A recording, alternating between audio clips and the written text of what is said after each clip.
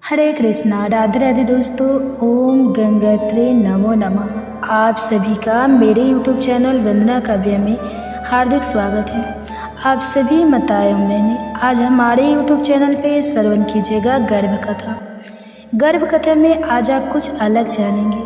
आज गंगा सप्तशती का दिन है, इसलिए आज आप श्रवण कीजिएगा हमारे YouTube चैनल पे गंगा सप्तशती के दिन सुने जाने वाले गर्भ कथा, और इस साथ ही रसपान कीजिएगा गंगा सप्तशती व्रत की संपूर्ण कथा। इसलिए वीडियो को काट के नहीं देखिएगा, वीडियो को पूरा देखिएगा, और हो सके तो वीडियो को लाइक कीजिएगा, और चैनल पे नए हैं तो चैनल को सब्सक्राइब करके बेल आइकन को ऑन कर लीजिएगा। और ज़्यादा से ज़्यादा और भी माताएं बहनें हैं गर्भ धारण की हुई है, सबके साथ शेयर कीजिएगा ताकि उनके भी बच्चे को आशीर्वाद प्राप्त हो सके।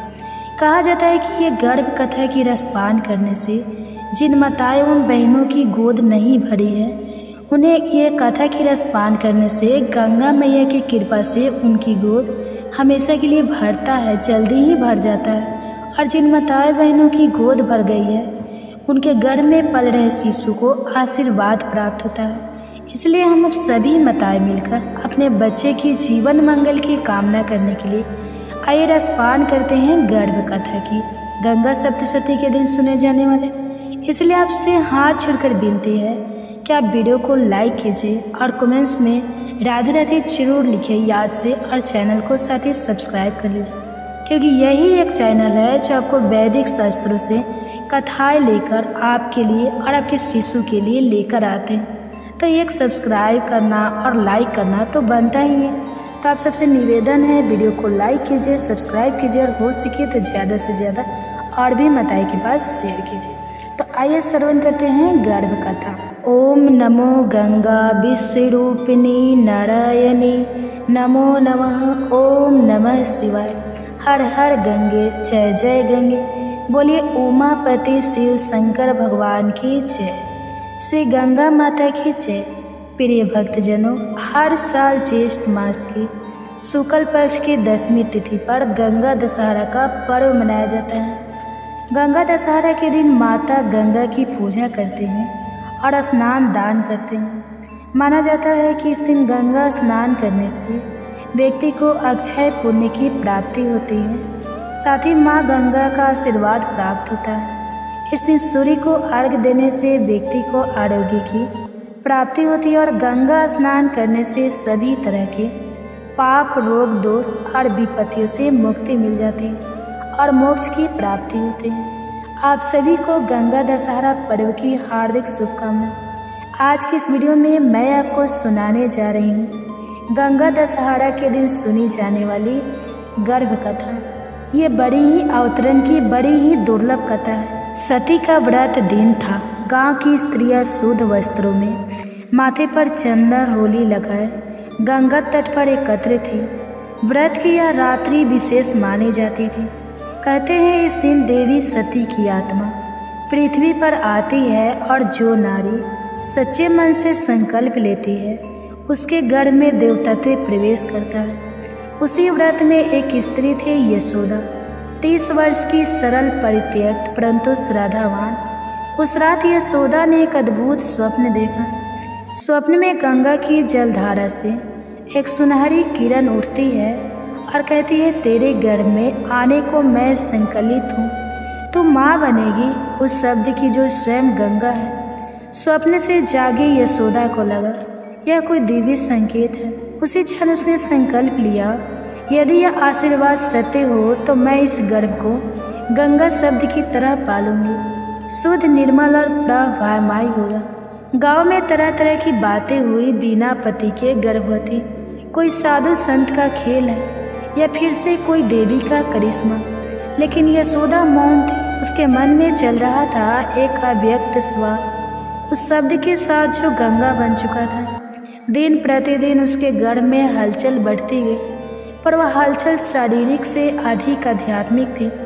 वह कहती, हे गंगा शब्द, तू भीतर बहता है जैसे कोई मंत्र। मैं तुझे सिखाऊंगी मौन का उच्चारण, धैर्य का संगीत और सच्चाई की ध्वनि। एक दिन गांव के देवस्थान में आचार्य रघुवीर आए। उन्होंने ध्यान में बैठते ही यशोदा की देखा और बोले, इसका गर्भ असाधारण है, इसमें कोई तत्व प्रभावित हो रहा है। कोई दिव्य स्वर उन्होंने घोषणा की, यह गर्भ देवी गंगा के शब्द से उत्पन्न है। इसका जन्म इस गांव की नदियों को फिर से शुद्ध करेगा। गांव वालों में भय और श्रद्धा का मिश्रण फैल गया। यशोदा हर रात अपने गर्भ से बातें करती, क्या तू कोई ऋषि है? क्या तू नदी बनकर बहेगा या कोई गीत होगा जो सबको शुद्ध करेगा?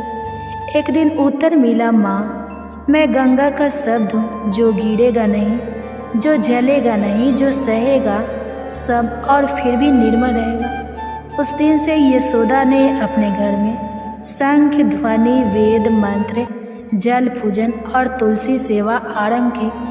उसके गर्भ का आकार अब ऐसा था मानो उसके भीतर संपूर्ण गंगा बह रही। गांव का प्रधान उसके पास आया, यशोदा ये जो तू कहती है वह अंधविश्वास है, समाज को भ्रमित न कर। तेरे गर्भ को किसी साधु ने छू दिया होगा और तू उसे देवी मान बैठी। यशोदा मुस्कुराई, जिसे तू भ्रम मानता है वह मेरे लिए विश्वास है। जो गर्भ में है वह कोई साधारण नहीं, वह स्वयं सुधी का अवतार है।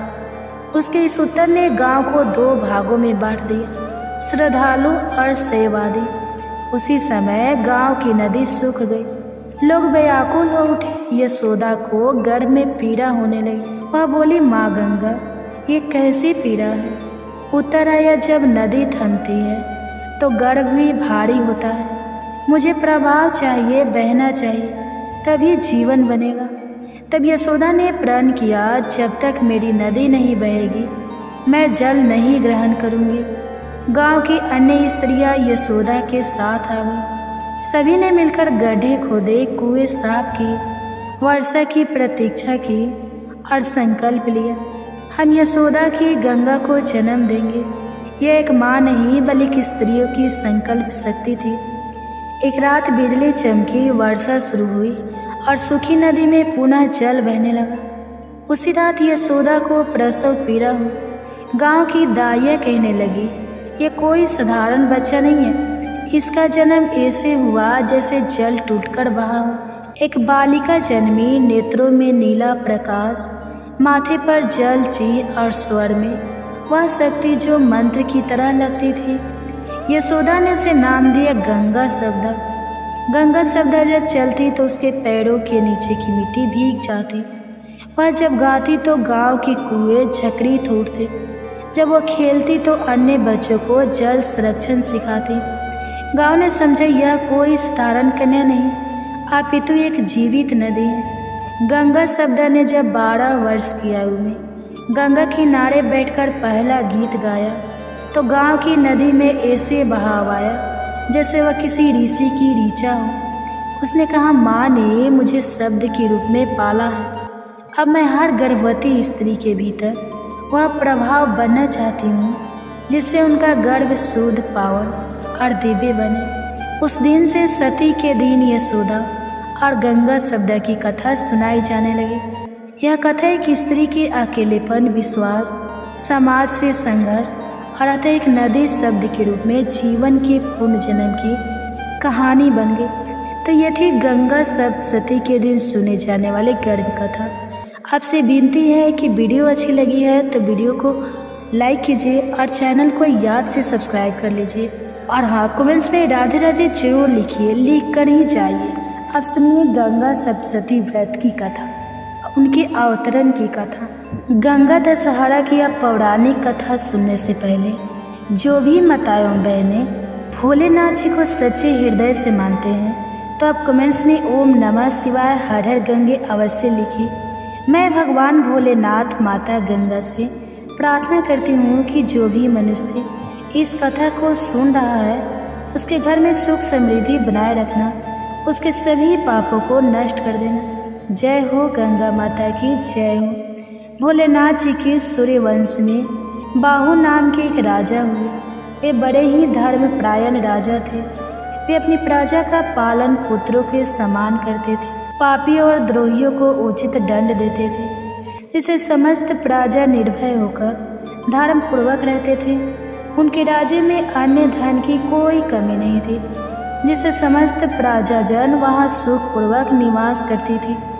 एक समय राजा बाहु के मन में अहंकार उत्पन्न हो गया। वे सोचने लगे कि पूरी पृथ्वी पर मेरे जैसा कोई राजा नहीं। मेरे राज्य में हर ओर सुख शांति है। मैंने अपने सभी शत्रुओं को जीत लिया है। मुझे समस्त वेद और शास्त्र का ज्ञान है। इस संसार में मुझसे बढ़कर दूसरा कौन है। अब मनुष्य स्वयं को सबसे अच्छा मानने लगता है तो उसे दूसरों में दोष दिखाई देने लगता है। जो दूसरों में दोष देखते हैं उनकी वाणी भी दूसरों के प्रति कठोर हो जाती है। जिसका मन सदा दूसरों में देखने पर लगा रहता है और जो सदा कठोर भाषण किए रहता है, उनके प्रियजन पुत्र तथा भाई बंधु भी शत्रु बन जाते हैं। इसलिए जो मनुष्य संतान, मित्र, गृह, धन धान्य आदि सबकी हानि देखना चाहता है, उसे ही इस काम को करना चाहिए। इस प्रकार अहंकार के बढ़ जाने के कारण राजा बाहु अत्यधिक उद्दंड हो गए और परिणाम स्वरूप उनके बहुत सारे शत्रु बन गए।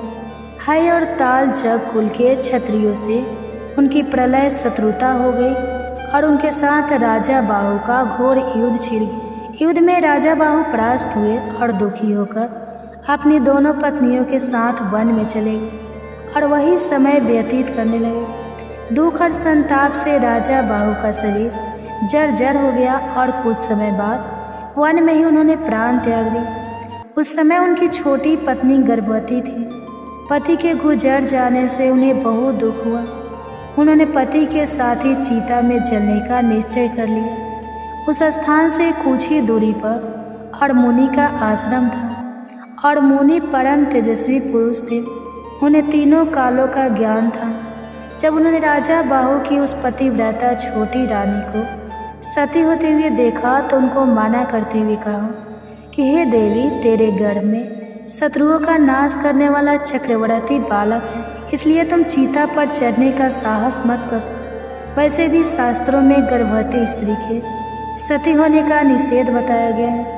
यदि तुम अपनी इच्छा से सती होना चाहती हो पर तुम्हें अपने गर्भ में पल रहे शिशु की हत्या करने का अधिकार नहीं है, अतः तुम्हें यह पाप नहीं करना चाहिए।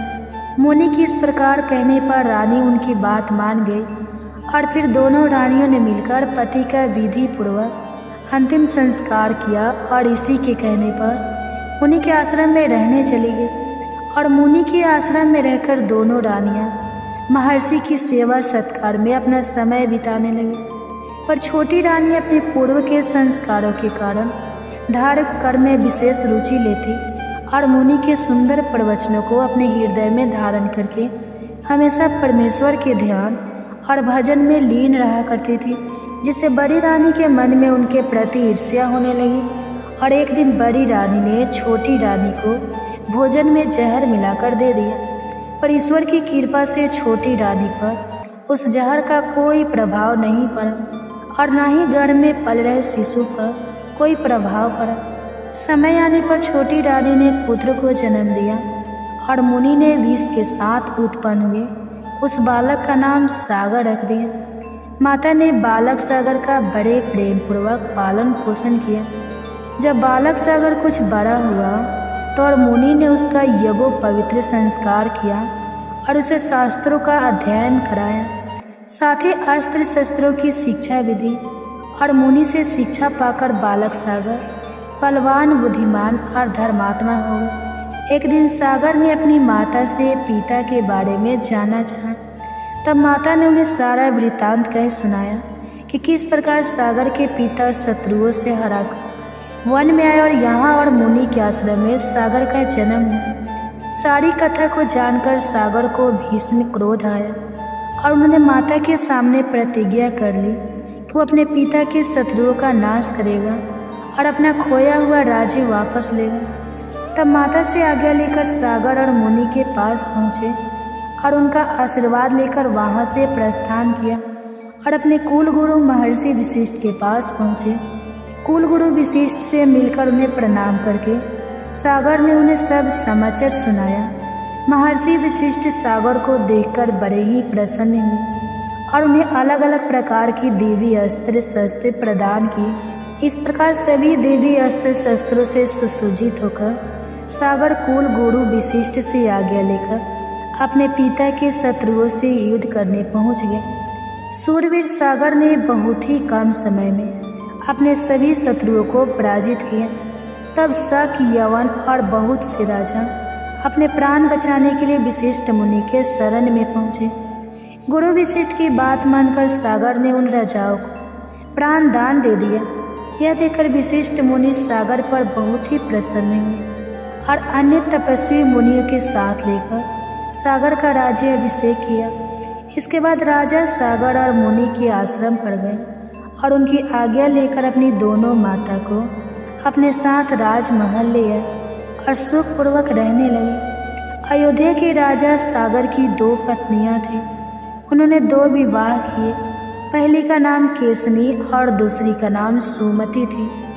भृगु ऋषि के वरदान से केसनी का एक पुत्र हुआ जिसका नाम असमंजस था, जबकि सुमति के गर्भ से 6000 बलशाली पुत्रों का जन्म हुआ। एक बार गोक तीर्थ में राजा सागर ने अश्वमेध यज्ञ का आयोजन किया।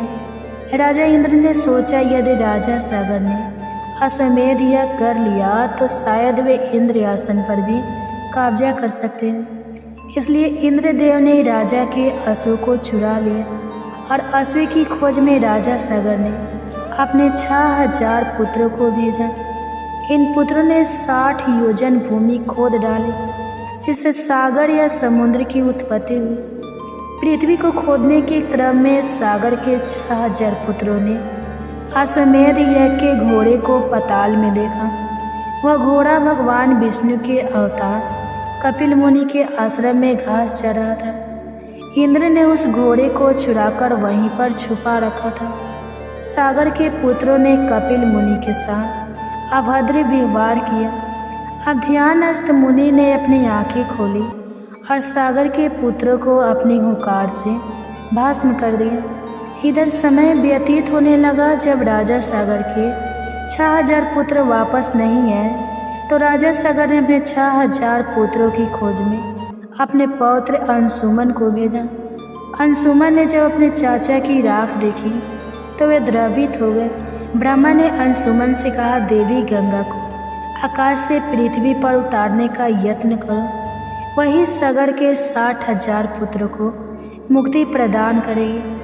राजा अंशुमान गंगा को आकाश से पृथ्वी पर लाने के लिए तपस्या नहीं कर सके। उनके पुत्र राजा दिलीप ने भी प्रयास किया लेकिन वे भी असफल रहे।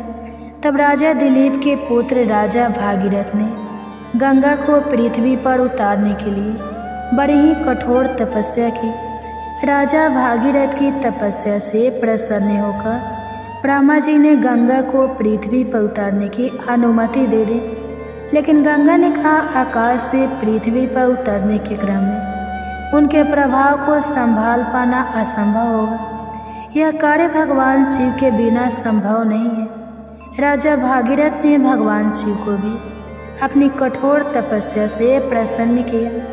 तब भगवान शिव ने गंगा को अपनी जटाओं में उतारने का निर्णय कर लिया। तब गंगा आकाश से शिव की जटाओं में उतरने लगी तो उनके द्रव को देखकर शिव ने उन्हें अपनी जटाओं में कैद कर लिया। राजा भागीरथ के द्वारा भगवान शिव की एक बार फिर पूजा करने के बाद भगवान शिव ने गंगा को बिंदु सरोवर के पास अपनी जटाओं से निकाल दिया। बिंदु सरोवर से गंगा की 7 धाराएं निकली। गंगा की जो 3 धाराएं पूर्व की ओर निकली उनका नाम जानवी, पावनी और नलिनी पड़ा।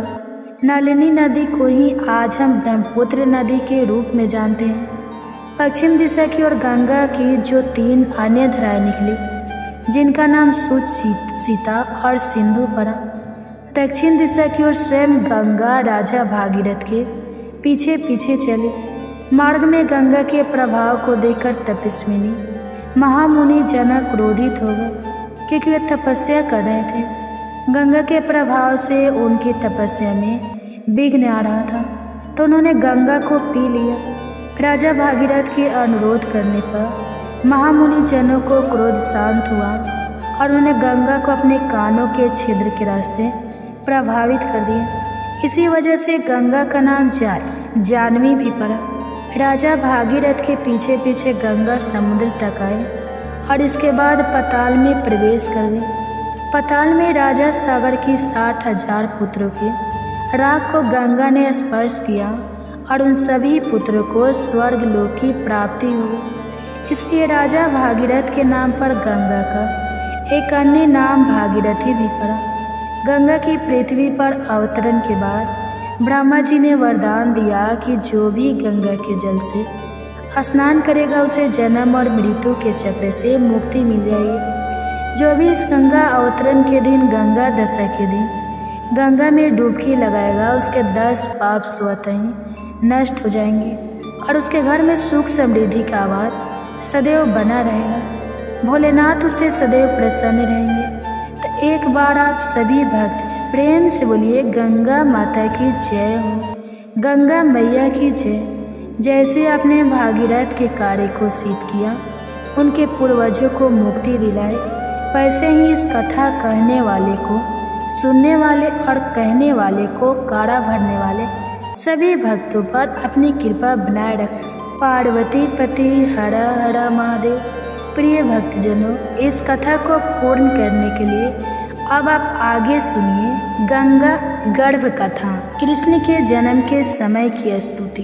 ये गर्भ कथा कहा जाता है कि गर्भावस्था में अगर पूरी भागवत ना भी सुन पाए तो कृष्ण के जन्म के समय की स्तुति श्रवण करने से शिशु में भगवान के जैसे ही गुण आते हैं। तो आप सभी माताओं बहनों से अनुरोध है कि वीडियो में आगे बढ़ने से पहले, कथा श्रवण करने से पहले चैनल को सब्सक्राइब कर लीजिए और वीडियो को लाइक कर लीजिए और कमेंट्स में हरे कृष्णा राधे राधे जरूर लिखिए। अब हो सके तो ज़्यादा से ज़्यादा शेयर कीजिए ताकि हमारे जितने भी माताएं बहनें हैं गर्भधारण की हुई है सबके पास पहुंच सके। तो आइए श्रवण करते हैं कृष्ण के जन्म के समय की स्तुति। तो जय श्री कृष्ण, सभी को सादर प्रणाम। गर्भावस्था में भगवान श्री कृष्ण की संपूर्ण बाल लीला को पढ़ना अति शुभ माना जाता है। पहले हर दादी नानी यह बताया करती थी कि इस समय भगवान श्री कृष्ण के आशीर्वाद के लिए हर गर्भवती को यह नृत्य सुनना ही चाहिए। आज वही विशेष कथा आप सभी को भी सुना रही हूँ। इसे आप दिन में कभी भी सुन सकते हैं। स्नान करके इसका श्रवण करें तो बहुत ज़्यादा शुभ होगा। साथ ही कोशिश करें कि इसका पूरा पाठ का द्वापर युग के अंत का समय था। 500 वर्ष के पहले की कुछ बात थी। मथुरा के राजा उग्रसेन का बड़ा पुत्र आज अपने चाचा की छोटी पुत्री देवकी को विवाह के बाद वासुदेव जी के साथ पहुंचाने जा रहा था। लेकिन तभी मार्ग में आकाशवाणी हुई, देवकी वासुदेव का 8वां पुत्र ही तुझे मारेगा। कंस यह सुनकर अत्यंत क्रोधित हो गया। वो अपनी तलवार खींचकर देवकी को मारने ही वाला था कि तभी वासुदेव जी ने उसे रोका और वचन दिया कि हमारी जो भी संतान होगी वह हम तुझे दे देंगे, पर तुम देवकी को छोड़ दो। तब कंस ने उनकी बात मान ली पर उन्हें अपने कारागार में डाल दिया। जब उनके पिता उग्रसेन ने इसका विरोध किया तो उन्हें भी कारागार में डालकर स्वयं मथुरा का राजा बन बैठा। कुछ समय बाद देवकी ने एक पुत्र को जन्म दिया। जब कंस को इसकी सूचना मिली तो उसने बड़ी निर्दयता से उसे पत्थर पर पटक कर मार दिया। इस प्रकार देवकी के जो भी पुत्र होता उसे कंस मार दिया करता था। अब देवकी के गर्भ में 7वें पुत्र अनंत भगवान के शेष नाग हैं। तब योग माया ने देवकी के गर्भ को खींचकर वासुदेव जी की दूसरी पत्नी रोहिणी जी, जो गोकुल में नंद जी के यहाँ रहती थी, उनके पेट में स्थापित कर दिया। मथुरा में समझा गया कि देवकी का गर्भपात हो गया है। अब देवकी के 8वें पुत्र की तैयारी थी। इस समय कंस ने कारागार पर पहरा कर दिया। भाद्रपद कृष्ण पक्ष की अष्टमी तिथि थी। बुधवार का दिन था। रोहिणी नक्षत्र था। ठीक आधी रात को जब पूर्व दिशा में चंद्रमा उदय होने जा रहे थे तब कंस के कारागार में स्वयं भगवान प्रकट हुए। पूरी कोठरी प्रकाशित हो गई। वासुदेव ने हाथ जोड़ भगवान की स्तुति की। तब शंख, चक्र, गदा, पग और चतुर्भुज रूप में मुकुट, कुंडल आदि आभूषण पहने भगवान ने उन्हें आशीर्वाद दिया। बोलो कृष्ण कन्हैया लाल की जय। भगवान ने वासुदेव जी को आगे आज्ञा दी, मुझे गोकुल में नंद जी के घर पहुंचा दो। वहाँ यशोदा जी को जो कन्या हुई है वह मेरी योग माया से यहाँ ले आओ। तब भगवान की आज्ञा पाकर वासुदेव जी शिशु बने भगवान को एक टोकरी में उठाकर चलने को तैयार हो गए। उनके हाथ पैर की बेड़ियाँ अपने आप खुल गई। कारागार के किवाड़ की तले जंजीरें खुल गई। पहरेदार राक्षसों का योग माया ने घोर निद्रा में सुला दिया। बादल छाए थे, वेग से वर्षा हो रही थी, बिजली चमक रही थी। तब अनंत शेष पन फैलाकर भगवान पर छाता लगाए वासुदेव जी के पीछे पीछे चल रहे थे। यमुना जी बड़ी हुई थी, उनकी ऊंची ऊंची लहरें उठकर भगवान के चरणों को छूना चाहती थी। तो भगवान ने जाना कि वासुदेव जी को कठिनाई हो रही है, तो अपना पैर नीचे लाकर यमुना जी को आशीर्वाद दे दिया। यमुना जी का जल अपने आप घट गया। वासुदेव जी गोकुल में पहुंच गए। तब गोकुल में भी योग माया के प्रभाव से सभी सोए थे। श्री यशोदा जी को कन्या हुई थी, पर उन्हें इसका भी नहीं था भय। वासुदेव जी सीधे नंद भवन पहुँचे। वहाँ जाकर उन्होंने यशोदा जी के पास भगवान को सुला दिया और कन्या को उठाकर वापस लौटने लगे। वासुदेव जी कन्या को लेकर मथुरा कारागार में पहुँचे। उनके पहुँचते ही कारागार के फाटक बंद हुए। हथकड़ियाँ, बेड़ी हाथ पैरों में पड़ गए। पहरेदार जग गए। वह कन्या जोर जोर से रोने लगी। समाचार पाकर कंस दौड़ा आया।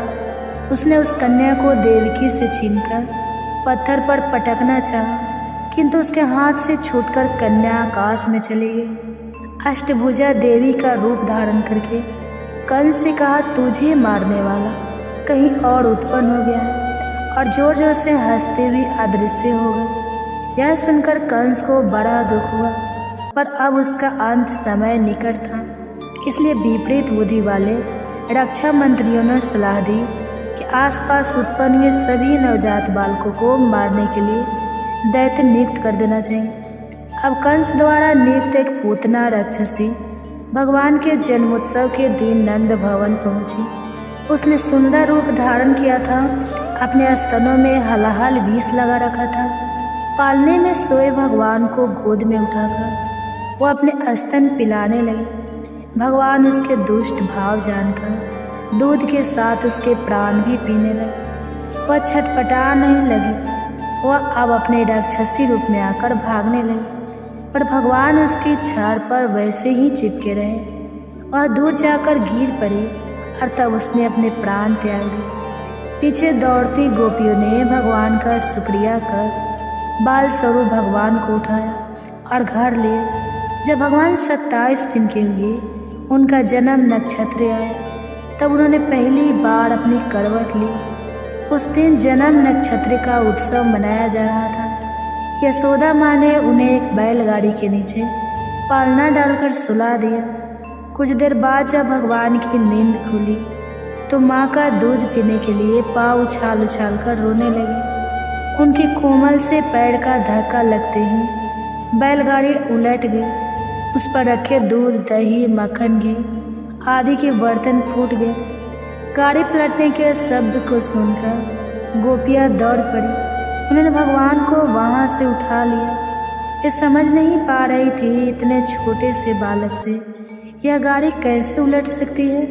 भगवान की लीला तो इस प्रकार अनवरत चले ही जा रही थी। बोलो श्री कृष्ण कन्हैया लाल की जय। अब आगे एक दिन कंस ने त्रिवत नामक असुर भेजा। उस समय माँ यशोदा शाम को गोद में लिए आंगन में बैठी थी। अचानक से भगवान बहुत भारी हो गए और मैया उन्हें गोद में ना उठा सकी और उन्हें आंगन में सुलाकर किसी काम से अंदर चली गई। उस समय वह त्रिवत राक्षस एक भयंकर बवंडर आंधी के रूप में गोकुल में आया और अंधकार कर दिया। वह भी श्री कृष्ण को अपने साथ उड़ा ले गया, लेकिन भगवान का भार वह देर तक नहीं सह सका। भगवान ने उस राक्षस का गला पकड़ लिया। अंत में गला घुटने से वह गोकुल में एक पत्थर पर से चटकर गिर पड़ा। इधर आंधी में भगवान को भी गोपियां व्याकुल होकर ढूंढ रही थी। तब राक्षस के शरीर पर भगवान को पाकर ये तुरंत उठा लाए। इस प्रकार गोकुल वासियों के आश्चर्य का समापन ही नहीं हो रहा था। यहाँ नंद बाबा समझ चुके थे कि जरूर वासुदेव देवकी के पुत्र स्वयं भगवान ही उनके आंगन में खेल रहे हैं। तभी एक दिन नंद जी ने वासुदेव जी के पुरोहित महर्षि गर्ग से प्रार्थना की कि आप रोहिणी जी के पुत्र और यशोदा जी के पुत्र का नामकरण संस्कार कर दें। गर्ग जी ने कहा, मैं यादव का आश्चर्य हूँ। अगर मैं बालकों का नामकरण संस्कार करूँगा तो कंस समझ जाएगा कि यह दोनों बालक वासुदेव के हैं और फिर वह दुष्ट इन बालकों के प्राण लेने पर उतारू हो जाएगा। गर्ग मुनि की बात सुनकर नंद जी ने उनसे गुप्त रूप से यह समारोह करने की प्रार्थना की, जिसे गर्ग जी ने स्वीकार कर लिया। अब शुभ मुहूर्त पर नामकरण संस्कार किया गया। गोरे रंग के श्री रोहिणी नंदन का नाम रखा, जो पीछे बलराम कहे जाने लगे, और यशोदा लाल का नाम संस्करण से प्रभावित, अर्थात जिसका आकर्षण इतना ज़्यादा हो कि जो एक बार उन्हें देख ले वे फिर उनसे दूर ना रह पाए। नवीन जल भरे मेघ के समान यशोदा कुमार को गर्ग जी ने कृष्ण कहा। इस प्रकार श्री कृष्ण और बलराम जी नंद भवन के आंगन में घुटनों के बल चलने लगे। बोलो कृष्ण कन्हैया लाल की जय। माँ यशोदा और माँ रोहिणी इन चंचल बालकों की क्रीड़ा देख कर आनंद मग्न हुआ करती थी। कृष्ण स्वभाव से चंचल थे, बार बार उठते खींचते, उन्हें रूठने में भी अद्भुत शोभा थी। भोजन करते करते भाग खड़े होते। नंद बाबा बार बार उन्हें अपनी गोद में बैठाकर भोजन करते। माँ यशोदा उन्हें प्रेम से पुचकार कर खाना खिलाया करती। एक दिन भगवान ने खेल खेल में मिट्टी खा ली। लड़कों ने देख लिया और माँ से शिकायत कर दी। माँ यशोदा छड़ी लेकर आई और शाम का हाथ पकड़कर धमकाने लगी।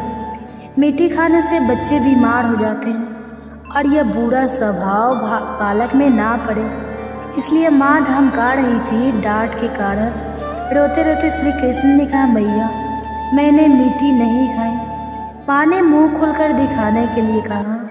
तब माँ को उनके मुख में पूरा ब्रह्मांड दिखने लगा, जिससे चकित होकर माँ ने अपने नेत्र बंद कर लिए। फिर भगवान की योग माया से माँ सब कुछ भूल गई। बाद में श्याम को रोता देख मैया ने छड़ी फेंक दी और प्यार से उन्हें गोद में उठा लिया।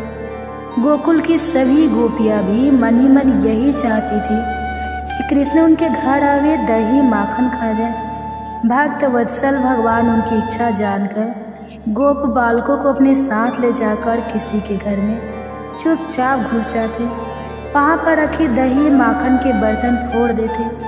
माखन स्वयं खाते, गोप बालकों को खिलाते, बंदरों को भी खिलाते, पूरी भूमि पर फैला जाते। गोपियाँ माँ यशोदा के पास उलाहना देने जाया करते।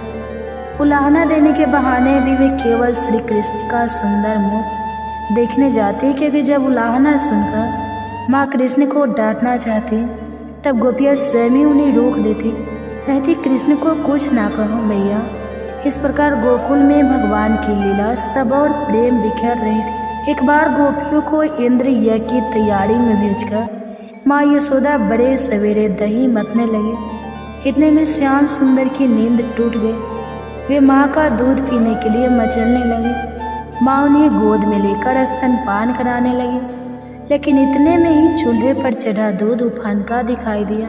माँ कृष्ण को गोद से उतारकर झटपट दूध को संभालने दौड़ गई। शाम को इस बात से गुस्सा आ गया। उसने पास में पड़ा पत्थर उठाकर मटकी पर दे मारा। मटकी फूट गई, दूध भूमि पर बहने लगा। यह देख स्वयं भी रोने लगे। माखन रख के घर में घुस गए, खल पर चढ़ गए, माखन निकाल दिया और बाहर कूदते बंदरों को बुलाकर उन्हें माखन खिलाने लगे। माँ यशोदा वापस लौटी तो भगवान के पद का पीछा करते हुए देखा। कैसे बंदरों को माखन खिला रहे हैं। मैया उनके पीछे आज छड़ी लेकर दौड़ी। श्याम आगे आगे भागने लगे। मैया पीछे पीछे दौड़ते दौड़ते थक गए। भगवान अब रुक गए। अब मैया उनको खल के पास ले गई और रस्सी लेकर बांधने लगे। मैया जो भी रस्सी उठाती वह 2 उंगल छोटी पड़ जाती। घर की सभी रस्सियाँ एक में एक जोड़ देने पर भी 2 उंगल छोटी ही पड़ती। अंत में मैया को बहुत थका देखकर श्याम अपने आप रस्सियों में बंध गए। फिर जब मैया कृष्ण को खल में बांधकर घर के कामों में लग गए, तब मोहन घुटनों के बल होकर खल आड़ा कर गिरा देते हैं और उसे घसीटते हुए नंद भवन के द्वार पर लगे 2 अर्जुन के वृक्षों की ओर ले चले। लोकपाल कुबेर के 2 पुत्र नल कुंवर और मणिग्रीव थे। धन का उन्हें बड़ा घमंड था। एक बार अपनी स्त्रियों के साथ मदिरा पीकर स्नान कर रहे थे। इस समय उधर से देवर्षि नारद निकले। नारद जी को देखकर स्त्रियां तो झटपट से बाहर निकल गई, परंतु कुबेर के दोनों पुत्र वहीं खड़े रहे। इसे नारद जी ने उन्हें श्राप दे दिया, तुम लोग वृक्षों की भांति खड़े हो, इसलिए गोकुल में जाकर वृक्ष बन जाओ। जब भगवान द्वापर में अवतार लेंगे तभी तुम्हारा उद्धार होगा। वे दोनों कुबेर के पुत्र नंद भवन के द्वार पर जुड़वा अर्जुन के वृक्ष बन खड़े थे। देवर्षि नारद की बात को सच करने के लिए भगवान श्री कृष्ण वहां आए। वे दोनों वृक्षों के बीच से निकल गए और खल को उन वृक्षों के बीच में अड़ा दिया।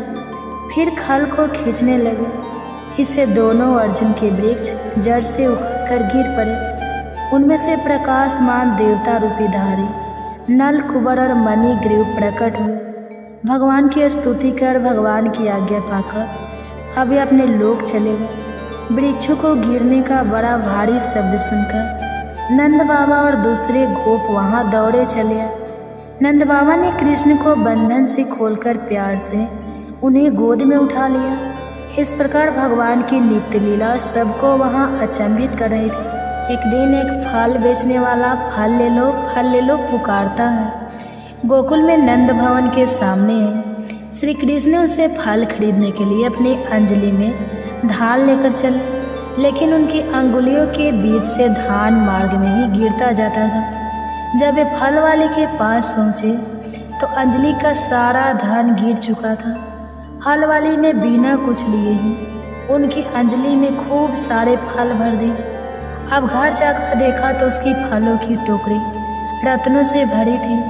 उसने भी मन ही मन उन बाल स्वरूप भगवान को प्रणाम किया।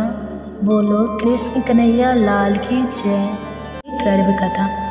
आज आप अपने गर्भ में पल रहे शिशु को सुनाएंगे महाभारत की कहानी। कहा जाता है कि गर्भावस्था में अगर पूरी भागवत ना भी सुन पाए तो महाभारत के युद्ध के समय की कृष्ण की वीरता और कुंती के गर्भ कथा की रसपान करने से हमारे गर्भ में पल रहे शिशु पर कर्ण के जैसी ही वीरता प्रकट होती है। तो आइए हम अपने गर्भ में पल रहे शिशु को श्रवण कराएं महाभारत की दिव्य चमत्कारी कहानी और कर्ण की दिव्यता।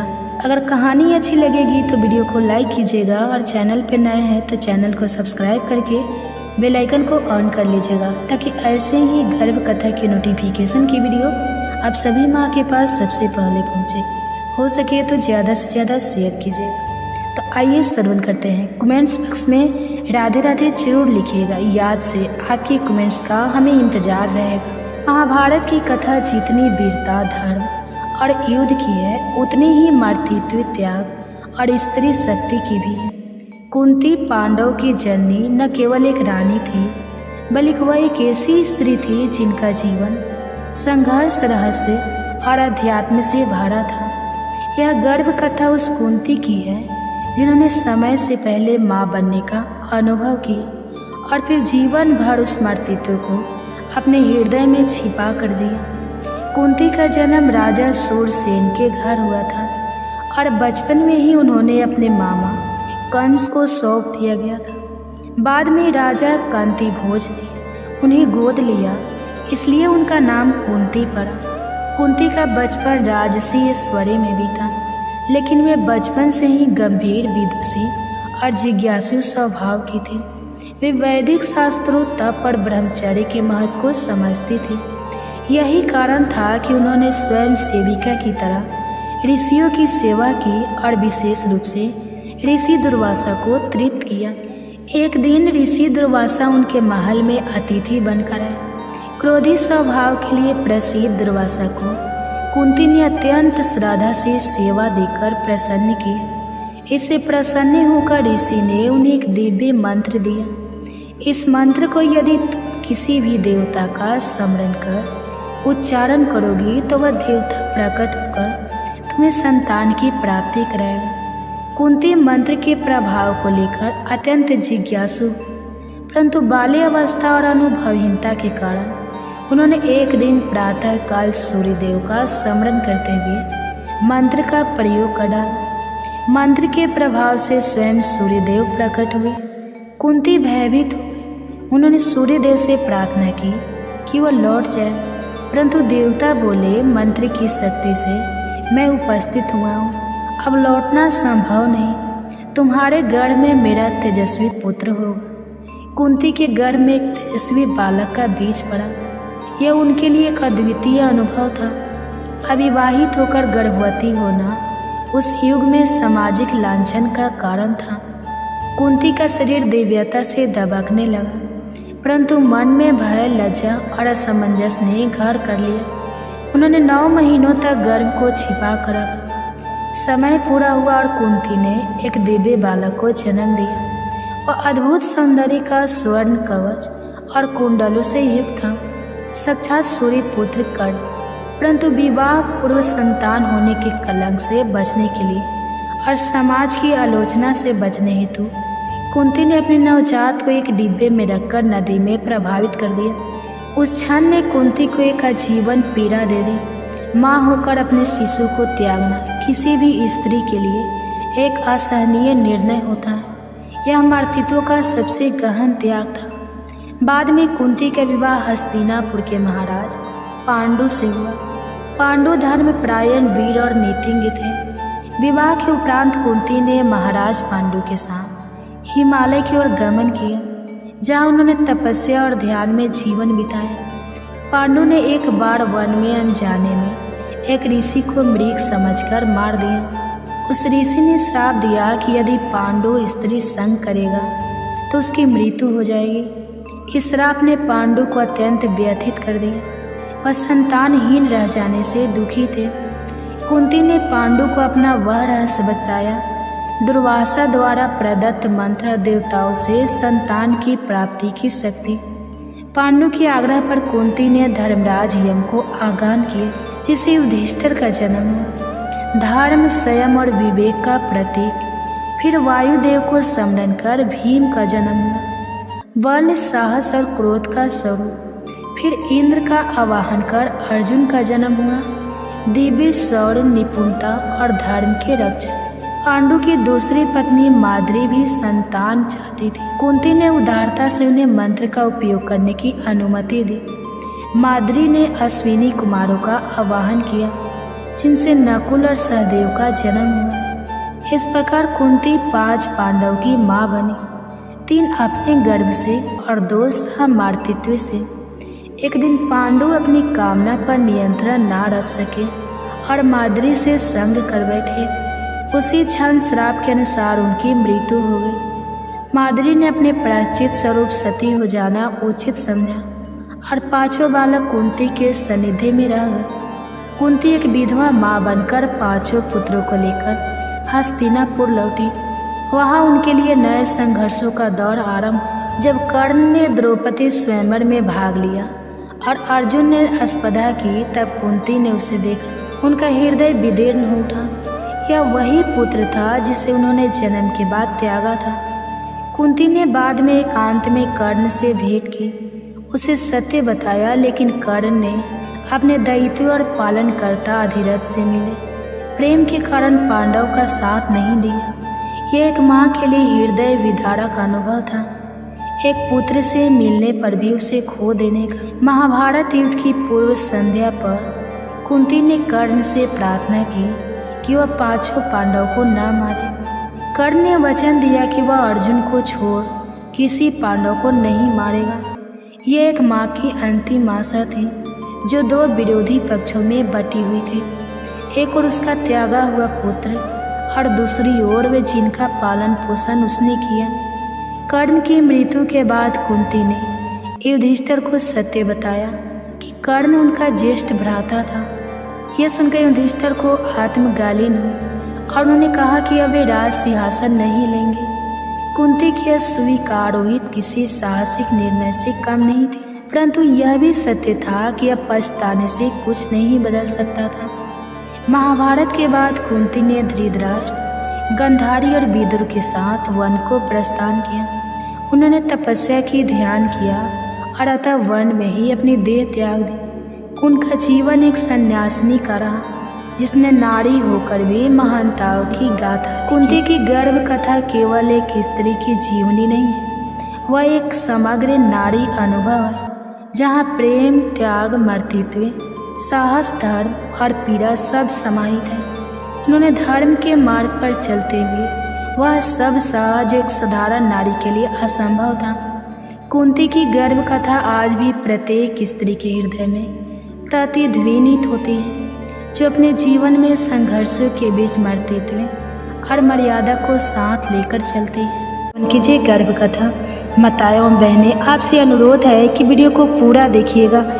आधा अधूरा ज्ञान हमेशा आधा अधूरा ही रहता है, इसलिए कभी भी वीडियो को काट कर नहीं देखिएगा और हो सके तो ज़्यादा से ज़्यादा शेयर कीजिएगा, क्योंकि ज्ञान बांटने से ही फल मिलता है। इसीलिए हो सके तो शेयर कीजिएगा, जितने भी माताएं बहनें हैं सबके साथ शेयर कीजिएगा और वीडियो को पूरा देखिएगा शुरू से अंत तक। अच्छी कथाएं हैं, आपको अच्छी लगेगी। कथा श्रवण करने के बाद आपको अच्छा फील होगा, इसलिए वीडियो को ज़्यादा देखिएगा और हो सके तो वीडियो को लाइक करके कमेंट्स में हरे कृष्णा राधे राधे जरूर लिखिएगा और अपना आशीर्वाद हमें कमेंट्स के माध्यम से जरूर दीजिएगा।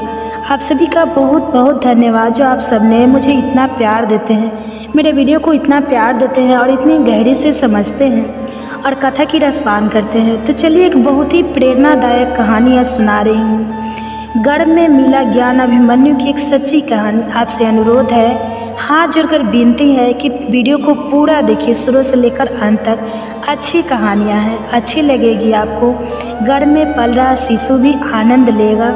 इसके लिए गर्भवती माता एक शांत अवस्था में बैठ जाए, जहाँ बहुत ज़्यादा डिस्टर्ब ना हो, और अपने दोनों हाथ को मलता से गर्भ पे रख ले और अपने बच्चे को धीरे से बुलाए, आओ आओ मेरे बच्चे, आज मैं तुम्हें एक ऐसी कहानी सुनाने जा रही हूँ जिस गर्भ में ही अभिमन्यु की सच्ची कहानी, जिसने गर्भ में ही चक्रव्यूह वेदना सीख लिया था। क्या तुम जानते हो अभिमन्यु कौन था?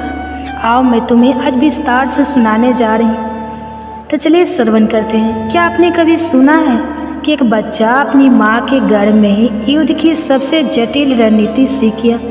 न तलवार थी, न कोई गुरुकुल, बस एक माँ थी, उसका प्रेम था और एक पिता की वाणी, जिसे सुनकर एक अजन्मे बालक ने चक्रव्यूह भेदने की कला सीख ली। यह कोई कल्पना नहीं, यह महाभारत का वह सच है जो हमें बताता है कि एक माँ की कोख में भी युद्ध की शुरुआत हो सकती है। और उस बच्चे का नाम था अभिमन्यु। आज की इस कहानी की शुरुआत होती है महाभारत काल के उस अध्याय से, जहाँ प्रेम, भाग्य और भविष्य तीनों एक साथ चल रहे थे। अर्जुन पांडवों में सबसे पराक्रमी, सबसे निपुण धनुर्धर उस समय अपने 12 वर्षों के वनवास के अंतिम पड़ाव पर थे। तीर्थ यात्राओं और आत्मचिंतन के माध्यम से वह अपने जीवन को दिशा देने की कोशिश कर रहे थे। उन्होंने अपनी यात्रा के दौरान कई यश मुनियों से ज्ञान प्राप्त किया, लेकिन अतः उनका मार्ग उन्हें ले आया द्वारिका। द्वारिका भगवान श्री कृष्ण की नगरी, धार्मिकता, संस्कृति और संगीत का एक अद्भुत संगम। अर्जुन द्वारिका पहुँचे तो वहाँ का वातावरण पूरी तरह अलग था। समुद्र की लहरें, मंदिरों की घंटियाँ और कृष्ण की नगरी की दिव्यता, यह सब कुछ जैसे उनके थके हुए मन को शांति देने आए हो। और यही उनकी भेंट होती है सुभद्रा से। सुभद्रा भगवान श्री कृष्ण और बलराम की बहन, एक अत्यंत सुंदर, सौम्य, गुणवान और तेजस्वी कन्या। जब अर्जुन ने पहली बार सुभद्रा को देखा, वो भगवान रुक्मणी के मंदिर से लौट रही थी। सफ़ेद वस्त्र, हाथों में पूजा की थाली और चेहरे पर एक शांत तेज। अर्जुन की दृष्टि कुछ क्षणों तक स्थिर रह गई। वो केवल सौंदर्य नहीं देख रहे थे, वो एक ऐसे व्यक्तित्व को देख रहे थे जिसमें भविष्य की माता, भावी रानी और एक वीर योद्धा की जननी छिपी थी। अर्जुन मन ही मन बोल पड़े, यदि स्त्री से कोई पुत्र जन्म ले तो वह निश्चित ही महापुरुष होगा। श्री कृष्ण का दृष्टिकोण, श्री कृष्ण अर्जुन की मन स्थिति को भांप गए थे। वे मुस्कुराए और बोले, पार्थ, तू तीर्थों की यात्रा पर निकला था, लेकिन तुझे अपनी संतान का तीर्थ मिलने आया है। सुभद्रा कोई सामान्य कन्या नहीं, वह उस यज्ञ की अग्नि है जिसमें धर्म का बीज अंकुरित होगा। अर्जुन थोड़ा संकोच में थे, क्योंकि सुभद्रा यादव कुल की राजकुमारी थी और बलराम चाहते थे कि सुभद्रा का विवाह गुरु वंश के बाहर हो। लेकिन श्री कृष्ण ने कहा, सच्चा विवाह वही है जहाँ मन और कर्म दोनों शुद्ध हो। सुभद्रा तेरे पति की सहचरी है, तेरे भावी पुत्र की माता है। अब तुझे पहल करनी होगी। सुभद्रा का भी मन मौन में उतर दे रहा था। अर्जुन की विनम्रता, उनकी वीरता और उनका धर्म के प्रति समर्पण, सब कुछ सुभद्रा के हृदय को छू गया था। अर्जुन और सुभद्रा के बीच कुछ दिनों में आत्मीयता बढ़ी। वो एक दूसरे से धर्म, जीवन और भविष्य पर बात करने लगे। एक दिन समुद्र तट पर बैठे हुए सुभद्रा ने अर्जुन से पूछा, क्या आपको कभी डर लगता है युद्ध से? अर्जुन मुस्कुराए, हाँ, जब मैं सोचता हूँ कि मेरे भीतर कोई ऐसी शक्ति ना हो जो मेरी संतति को आगे ले जाए, तब डर लगता है। सुभद्रा बोली, तो हम दोनों एक ऐसा जीवन रचे जहाँ भय नहीं, संस्कार हो। सुविवाह और गर्व की ओर पहला कदम। श्री कृष्ण के आशीर्वाद और योजना से अर्जुन और सुभद्रा का विवाह हुआ। एक दिव्य उत्सव की तरह शंखनाद, मंत्र, पुष्प वर्षा। और उसी दिन भगवान श्री कृष्ण ने सुभद्रा के कान में कहा, अब तू केवल मेरी बहन नहीं, अब तू एक संस्कार देने वाली माँ बनेगी। तेरे गर्भ में जो आत्मा आएगी वो केवल योद्धा नहीं, वो धर्म का पुनर्निर्माण करेगा। और यही से उस कथा की शुरुआत होती है जो केवल युद्ध के मैदान तक सीमित नहीं है, बल्कि गर्भ में शुरू हुई एक महान गाथा कथा है। एक माँ, एक पिता और एक अजन्मे बच्चे के बीच का ऐसा पवित्र संवाद जिसने जन्म दिया अभिमन्यु को। विवाह के कुछ महीनों बाद सुभद्रा ने अर्जुन को वह शुभ समाचार दिया जिसका वह हृदय से इंतजार कर रहे थे। प्रभु, मेरे गर्भ में आपके पुत्र का जीवन अंकुरित हो चुका है। अर्जुन कुछ क्षणों तक मौन रह गए। उनके मन में जैसे कोई अनदेखा दीपक जल उठा। उन्होंने सुभद्रा के चरणों में सिर रखकर कहा, तुम केवल मेरी पत्नी नहीं, अब इस राष्ट्र की भावी शक्ति की जननी बन चुकी हो। और वहीं से शुरू हुई गर्भ शिक्षा की वो यात्रा जिसे आज भी इतिहास सिर झुकाकर याद करता है। गर्भ संस्कार की शुरुआत अर्जुन ने अपने शास्त्रों को शांति से एक ओर रख दिया। अब उनकी तलवार, उनका धनुष, वाणी, विचार और ध्यान बन गए थे। उन्होंने निश्चय किया, मैं अपने पुत्र को गर्भ से ही योद्धा बनाऊंगा, लेकिन केवल बाहुबल से नहीं, बुद्धि, विवेक और धर्म से सुसज्जित योद्धा। उन्होंने सुभद्रा के लिए एक विशेष कक्ष बनवाया जहाँ रोज वेदों का पाठ होता, शुद्ध वायु प्रभावित होती, मंदिर की घंटियाँ बजती और जहाँ कोई नकारात्मक विचार प्रवेश नहीं कर सकता। चक्रव्यूह की शिक्षा, गर्भ के भीतर की पहली कक्षा।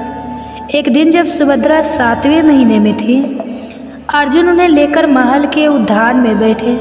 चारों ओर नीम की छाया, हरे वृक्षों की मंद हवा और शांत वातावरण में अर्जुन ने कहना शुरू किया, प्रिय, आज मैं तुम्हें वह युद्ध प्रणाली समझाऊंगा जिसे चीर पाना किसी साधारण योद्धा के बस की बात नहीं होती।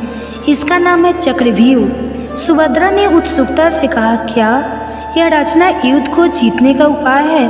अर्जुन बोले, नहीं, यह रचना युद्ध को रोकने का उपाय है। जो इसे समझ ले वह शांति तक पहुंच सकता है। और फिर उन्होंने सुभद्रा को बताना शुरू किया कैसे चक्रव्यूह 7 परतों का एक घूर्णशील कवच होता है।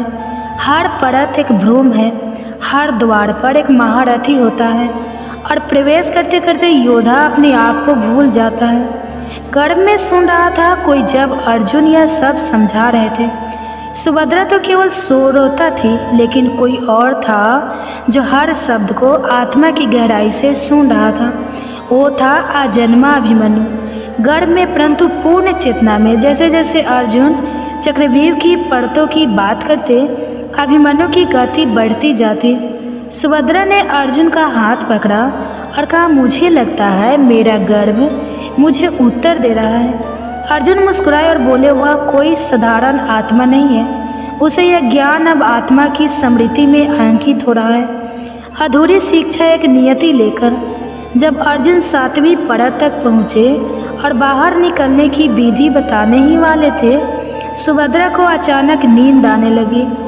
गर्भ का भार, मौसम की गर्मी और गढ़ ज्ञान की थकान, सुभद्रा सो गई। अर्जुन ने भी बात रोक दी, पर शायद नियति को यही मंजूर था। अभिमन्यु ने चक्रव्यूह में प्रवेश करना सीख लिया था, पर निकलने का मार्ग अधूरा रह गया। पर श्री कृष्ण की दृष्टि में यह भी पूर्ण था। शाम को श्री कृष्ण महल आए। उन्होंने सुभद्रा के सोते हुए चेहरे को देखा, फिर अभिमन्यु के गर्भ की ओर दृष्टि की। मुस्कुराकर बोले, बालक ने जितना सुन लिया वही योगों के लिए पर्याप्त है, क्योंकि इसमें केवल अर्जुन की वाणी नहीं थी, इसमें माँ की उपस्थिति, प्रेम और शक्ति भी समाहित थी। उन्होंने सुभद्रा के सिर पर हाथ रखा और कहा, यह बालक तुम्हारे गर्भ से नहीं, तुम्हारी श्रद्धा से जन्म लेगा और यहीं से बन गया वह आधार जिस पर जन्मा इतिहास का सबसे तेजस्वी योद्धा अभिमन्यु। तो दोस्तों, आज आपने सुना कि कैसे अर्जुन ने गर्भवती सुभद्रा को चक्रव्यूह की जटिल रचना समझाई और कैसे माँ के गर्भ में पल रहा बालक अभिमन्यु हर शब्द को आत्मा में उतारता चला गया, लेकिन वो ज्ञान अधूरा रह गया। कहते हैं जन्म तो हर कोई लेता है, लेकिन कुछ जन्म इतिहास की दिशा मोड़ने आते हैं। आज हम बात कर रहे हैं अभिमन्यु की, जिसने गर्भ में ज्ञान पाया और जन्म लेकर उसे धर्म की रक्षा के लिए शस्त्र बन लिया। अभिमन्यु का जन्म एक दिव्यता की अनुभूति। पौष माह की एक शांत चंद्र प्रकाश से भरी रात थी। महल के आंगन में तुलसी के पौधे के पास दीपक टिमटिमा रहा था। सभी वेद पाठी ब्राह्मण वैदिक मंत्रों का जाप कर रहे थे। उसी समय सुभद्रा ने एक दिव्य बालक को जन्म दिया। बालक का रंग स्वर्ण सा दमकता हुआ था, नेत्र गहरे, शांत पर तेजस्वी, चेहरे पर वैसा तेज जैसा देवताओं में होता है। उसका नाम रखा गया अभिमन्यु। अर्जुन ने जब उसे पहली बार गोद में लिया तो उन्होंने आंखें बंद कर एक ही बात कही, यह केवल मेरा पुत्र नहीं, यह धर्म का सिपाही है। बचपन के लक्षण जब खेल भी शिक्षा थे। अभिमन्यु साधारण शिशु नहीं था। जहाँ अन्य बच्चे खिलौने से खेलते, वहाँ वह लकड़ी की तलवार से योद्धाओं जैसी मुद्राओं का अभ्यास करता। 3 वर्ष की उम्र में धनुष को हाथ में थाम लिया। 4 वर्ष में एक बार में 7 घंटे तक ध्यान स्थल बैठना। 5 वर्ष में उसने एक बार बाल कृष्ण की मूर्ति को देखकर कहा, माँ, यह वही है जिन्होंने गर्भ में मुझसे बात की थी। सुभद्रा सतबद्ध रह गई। उन्हें समझ आ गया अभिमन्यु को केवल जन्म नहीं मिला है, उसे स्मृति भी मिली है। गर्भ में सुनी गई हर बात अब उसके व्यवहार, भाव और विचार में उतर चुकी थी। शिक्षा का प्रारंभ गुरु कृपाचार्य और गुरु दौरे। अर्जुन ने तय किया कि अभिमन्यु को महर्षि कृपाचार्य से शिक्षा दिलाई जाएगी। कृपाचार्य ने जैसे ही अभिमन्यु को देखा बोले, यह बालक तो प्रकृति से ही योद्धा है, इसके अंदर कोई तप्त अग्नि है जो सीखने के लिए तैयार है। कृपाचार्य ने उसे ध्वनि की दिशा से शत्रु को पहचानना, घोड़े की चाल समझना और सामरिक ध्यान सिखाना शुरू किया। 10 वर्ष की उम्र में वह गुरु द्रोणाचार्य के आश्रम पहुंचा, जहां भीष्म, कर्ण और द्रोण स्वयं उसकी प्रतिभा देखकर चकित हो गए। द्रोण ने कहा, यदि अर्जुन की छाया को देखना हो तो अभिमन्यु को देखो, लेकिन ध्यान रहे यह केवल छाया नहीं, यह अपने आप में प्रकाश है। कर्ण से पहली मुलाकात और अद्भुत संवाद एक दिन अभिमन्यु की भेंट कर्ण से हुई। कर्ण ने मुस्कुराकर कहा, तुम अर्जुन पुत्र हो, क्या तुम में वैसा ही पराक्रम है? अभिमन्यु शांत भाव से बोला, मेरे पास गर्व की शिक्षा है और उसमें डर सिखाया ही नहीं गया। सभी विस्मित रह गए। शब्दों में ना अहंकार था ना व्यंग, बस एक गर्भ में बोई गई आत्मा की स्पष्टता थी।